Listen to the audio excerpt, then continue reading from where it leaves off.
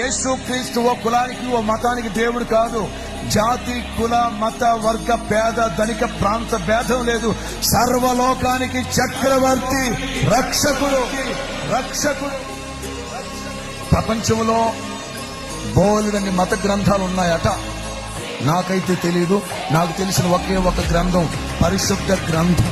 ఇది నా వస్తువు. నేను పరవస్తువు జోలికి వెళ్ళను. ఇది నా వస్తువు. ఓకే, నాకు తెలిసిన గ్రంథం ఒకే ఒక గ్రంథం. పెద్దోళ్ళు చెప్తా ఉంటే వింటా ఉంటాను. ఏమని? అన్ని గ్రంథాల్లో వ్రాయబడిన మాట దుష్ట శిక్షణ. అమ్మా ఏం మాట్లాడుతున్నారా?